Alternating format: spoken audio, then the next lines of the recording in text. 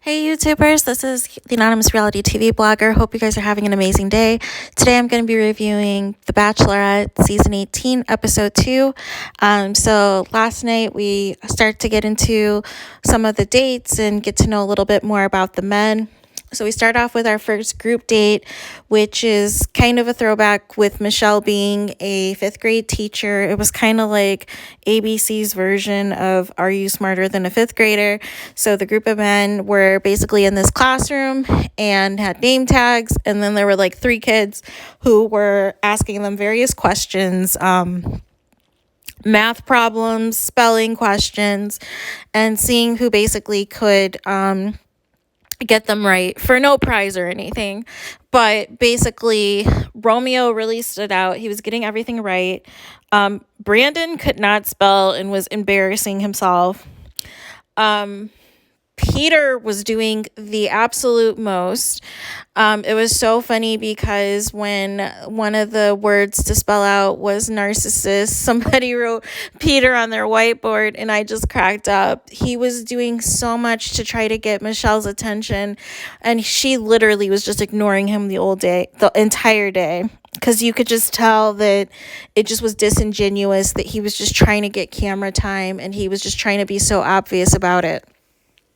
So then after that, they go into another room and like basically have to put together some type of ingredient similar to like a chemistry lab. And like a little beaker basically, and the materials are basically supposed to blow up and cause like a little explosion. And Peter, of course, did not read the instructions and just mixed everything together incorrectly. And there was no reaction. And so the one kid was like, that's why you have to read directions.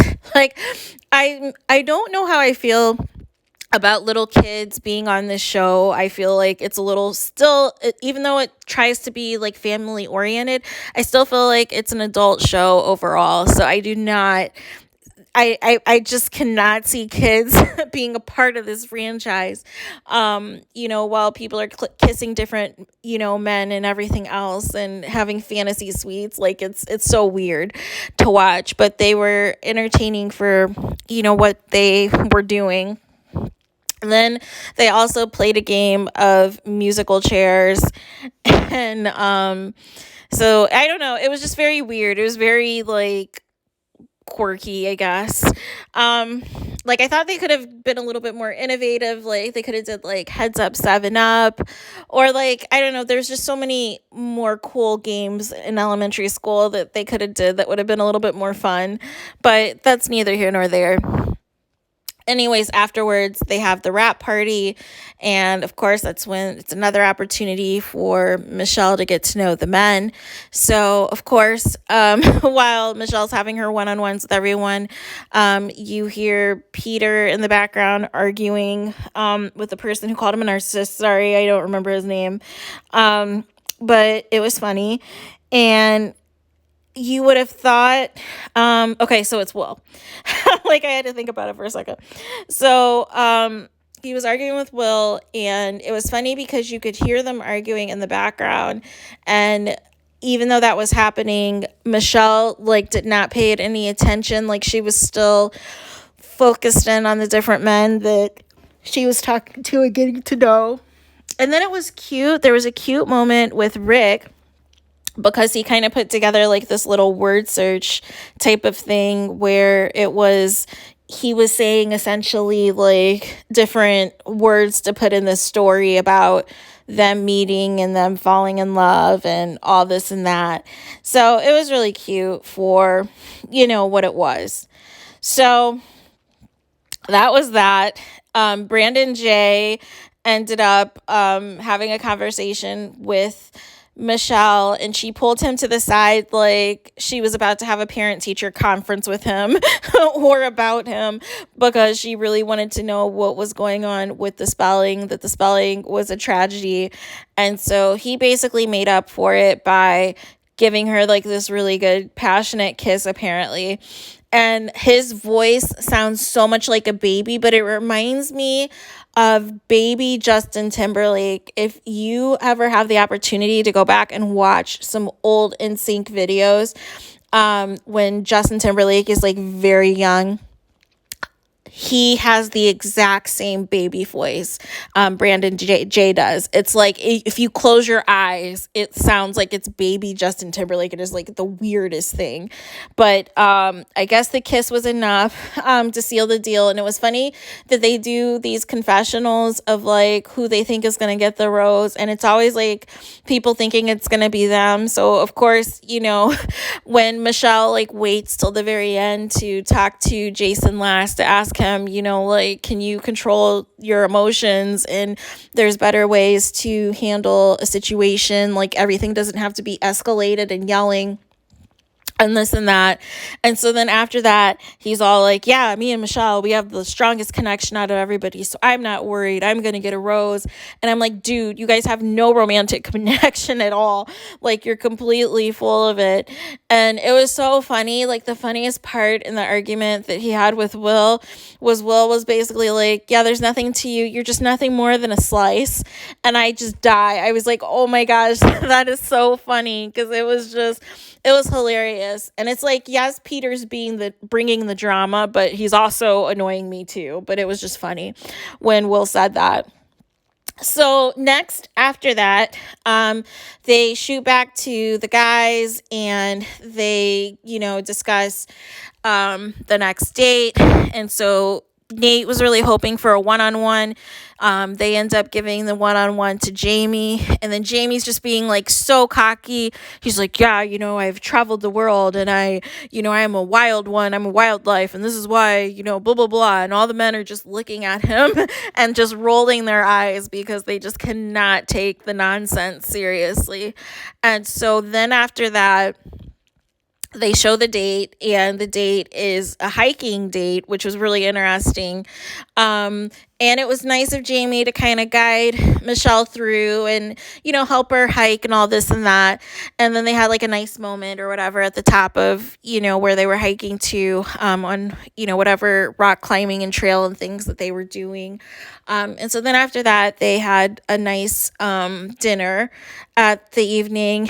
And mind you, this is the first one-on-one date, episode 2, and already it's heavy, it's emotional, it's intimate. Like, I feel like, for whatever reason, I understand it's an accelerated process, with these reality shows, but I never understand on the first date, like, why we are going so heavy with everything. Like, I thought the first date is typically, you get to know me, I get to know you, and we really try to get to know things about each other, but it's small. There's like, things that are going to build up to it or whatever.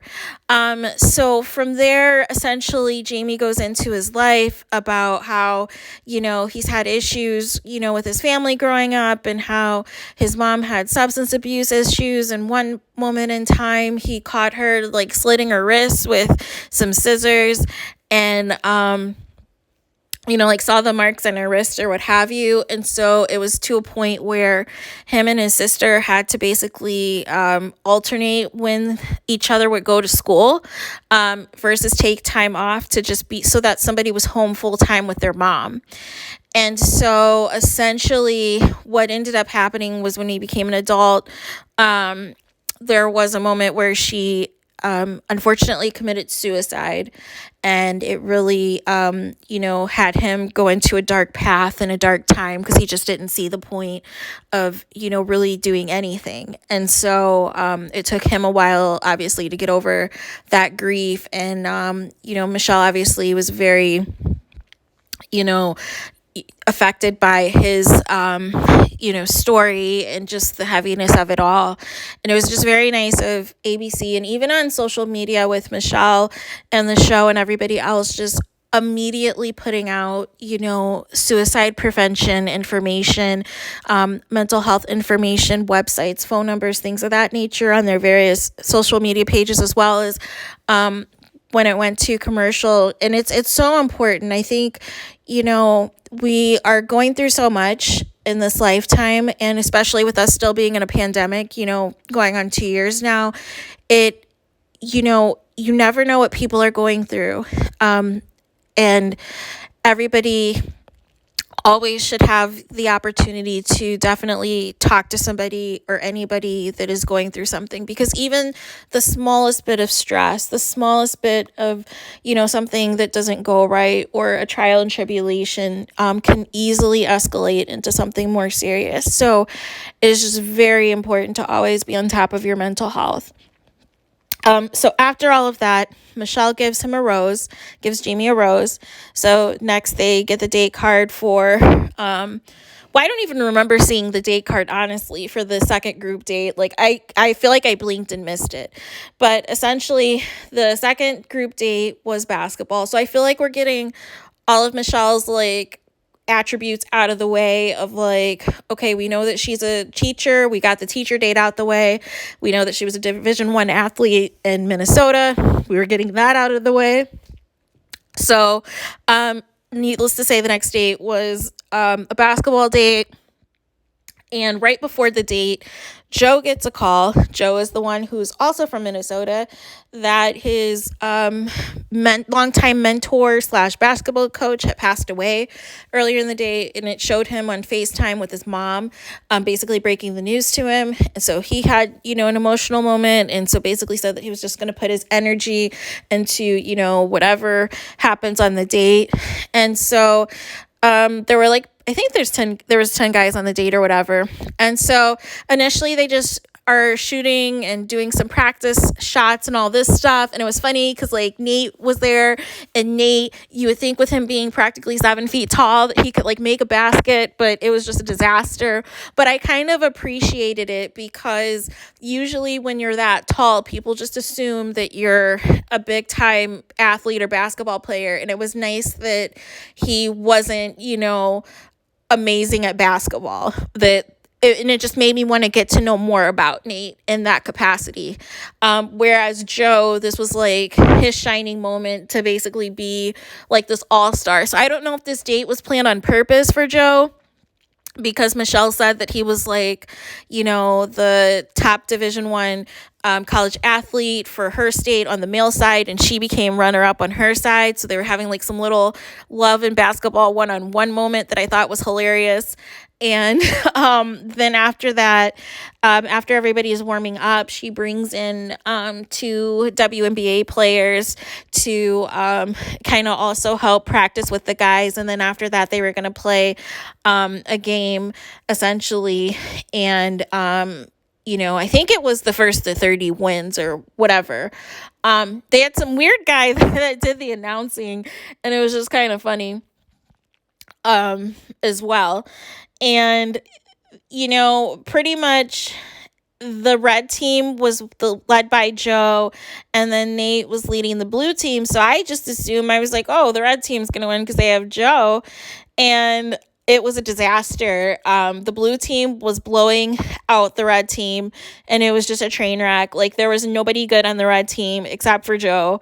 And eventually they finally called a timeout when the score was 25-9 or something. It was very embarrassing. And Michelle goes over, and, they're all trying to hype up the guys and this and that. And so then after that, you just see a change in energy, and you see the red team actually show signs of life, they actually have been there before. And so, Joe's hitting all these shots, and they're coming back. And I think the final score was 25-29 or something. And so, and then it's totally producer driven, that they make up this MVP award for Joe. And I'm like, okay, the MVP usually goes to the winning team. This whole thing, even earlier with the first group date where the kids say it's, there's no awards, everybody gets a participation point. And it's no, where are we where we're just rewarding everybody? That's not how it was back in the day. You win or you lose. This whole thing, even if you played, even when LeBron, those of you who are basketball fans, when the Cavs won Well, no, the year before the Cavs won their title in 2016 and 2015, when LeBron had lost Kyrie Irving and lost a few of his teammates, he was playing out of his mind in the NBA Finals and ended up losing in 6 games. And it was funny because people kept saying, LeBron, he should be the MVP. But it's like, yeah, he was the MVP. I think Andre Iguodala won that year, the Finals MVP. I said, but he lost, the team still lost. Like, never in the history has that happened to where we're just going to award finals MVP to a losing team. Like, that doesn't resonate. You didn't win. And all it shows is that, yeah, you played out of your mind, but it still wasn't enough. You still needed something else to get you over the hump. And so that's why it was just funny. I was like, they were just going to find a way to make sure that Joe is at this cocktail party, no matter what. And so everybody kind of has their one-on-ones, and Nate's just hanging back, and he's just so chill. He is so relaxed. He's like, yeah, I'm not stressed. I'm not insecure about any of these guys. I know Michelle has to, go through and do this with all these guys. I'm confident in what we have and this and that. Like, just really cool, really smooth, really laid back. He reminded me so much of Brian on Rachel season, where it was just like the small, cool, calm, collected type of approach. And so then eventually Nate and Michelle have their time, and you just see sparks. You see Michelle like having that lower shy voice in her register, to where when you're like really into somebody, you start to kind of get a little giggly and have like a very low voice because you're like nervous because you're like really into the person. And then Nate also whisks Michelle away and gives her like this passionate kiss, like up against the wall. Like, it was just so steamy. I was like, oh my gosh, I am all in on Nate. It's Nate or nobody else for me. Like, I don't care about Joe, because I still feel like there's a part of Joe, the scamming, that's there to kind of rehab whatever ghosting situation happened with Michelle. Like, I still don't feel like he's genuinely there for her as much as he's genuinely there for himself, and was probably hoping to be the next Bachelor. So I'm not a Joe fan, but I am a Nate fan. So after all of that, one tidbit I wanted to add. So at the end of Jamie's date with Michelle, we had a country artist, and no shade, but I thought by now this is our third Black Bachelorette, our third woman of color Bachelorette lead. Can we get an R&B singer, an R&B group, just somebody like some type of neo soul for these dates? Because nobody knows any of these people that are on these some of these things. Like, it's one thing with Matt's season because Matt likes country, but it's another with this season where it's like, okay, who is this person? I've never heard of them. And it's like, even if you got them off of YouTube, could you at least have found a YouTube R&B singer for cheap that could have, gave us some type of soul, some type of whatever? So that was just kind of bothering me a little bit. So anyways, we get to the cocktail party, which is always entertaining. And, for the most part, it's nothing, nothing too much going on.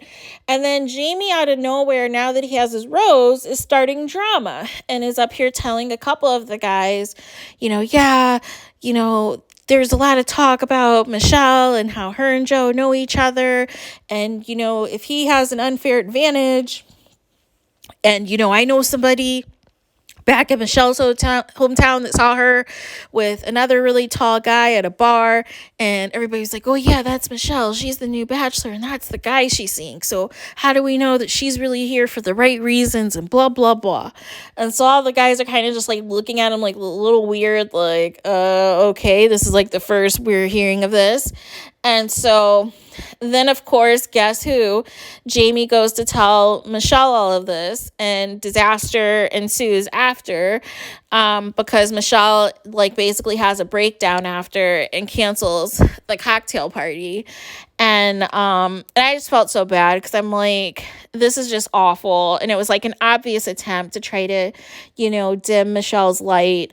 and it just wasn't called for. And it was like we just had like a fun moment with her and the Granny Apple guy, where he had like this blindfold, and she was having him trying to guess which one was the Granny Apple, which he, of course, still got incorrect. And then having him taste pizza that he was calling lasagna. Like, it was just it went so much funny and lighthearted to then this drama, this negativity, this nastiness. And so after Michelle took a moment, she then reconvened and got all the guys back and, basically said that there was talk and there was rumors about her and Joe. And she tried to reiterate that it was simply just like a DM situation a while ago where he ghosted her and nothing ever came of anything.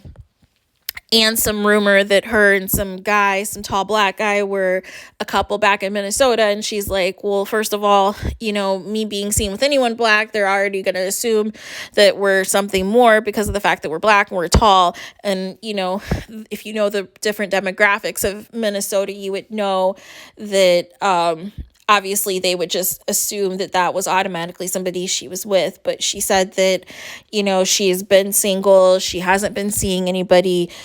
She's here for the right reasons. And she can't believe, like, her character and things are coming into question. And so she opened the forum for any of the guys who were saying this chatter to speak out, because she was told that a lot of people were discussing this and that this was like a hot, button topic and this and that. And so it's like dead silence. Nobody says anything. And so then she ends up leaving, and I'm guessing going to her room or whatever. And then all of the guys are looking at each other like, WTF, like, this is the first we're hearing of this. What does she mean that this is like talk and this is chatter and things going on? And then Jamie's looking around like an idiot. And then Nate is like, okay, well, whoever said and did all of that is a coward and they need to own up with what they did. And so then Jamie's all trying to double down in the confessional, like, oh, well, I don't feel like I need to say anything. It's out there and blah, blah, blah. But none of the guys knew anything that Michelle was talking about. And even so, I'm hoping the couple of guys that Jamie did kind of allude some of this to, that maybe they can, say that it was him, or hopefully when the guys get with Michelle again, that they could just tell her, like, listen, this is not what it seems, and that this is not the right situation. I don't know who told you this, but they are completely wrong. So then, needless to say, she cancels the cocktail party. Caitlin and Tasha come back down and tell them that there's no cocktail party, that basically when Michelle gets back, we're going straight to the rose ceremony. So the rose ceremony went as expected. So a couple of people that went home that I don't even know who they were, like some guy named LT. I don't even remember him getting any screen time. I was sad to see PJ go, because I really like PJ. I thought he looks like a young Lawrence Tate, which I said in the first episode video, is what he reminds me of from back in the 90s. But it was funny because when he got eliminated, he gave this one-sided hug, like, I appreciate you, but thanks, but no thanks. And the only thing I can think of is maybe they just didn't have a connection. Because you could definitely see the progression of the people that Michelle is really interested in versus the people that she's not. And there's like a very vast difference of how much further along she is with certain people. And then Sandeep also went home. And then, of course, they kept, Peter and Will for the drama. And I already knew that was going to happen. I was like, producers always do this. They're so obvious. I'm like, Michelle has ignored Peter the entire episode. Like, why does he need to stay any further other than to cause conflict? So that's what that was about. But it just sucks because I'm like, after the stunt, Jamie just pulled, that could have been a spot for LT or for PJ or for somebody else that was really there, that was really looking for love. And so then the rumor has it that Clayton's the next Bachelorette, but I am just not the next Bachelorette, the next Bachelor, but I'm just not seeing Bachelor, energy from him. So I don't know if we're gonna see his story anytime soon. But the previews for next week look lit. I hope that Jamie's exposed next week, so he could just go and we could just get him out the way. He does not deserve to go further in this process with the snake move that he did after getting a rose. Like, it was just so contrived and just disturbing and just lacked integrity. And it's like nobody who was really into Michelle would say and do something like that, and seeing her have a breakdown like that and he has like no emotion, like felt nothing at all. Like, it was just so cringeworthy to see. So after all of that, I'm hoping he gets exposed and he's sent home and we can just wash our hands of Jamie and be done with him. So that pretty much is all I have. Please let me know what you guys think in the comments. Don't forget to like, comment, and subscribe. And I will talk to you guys again soon.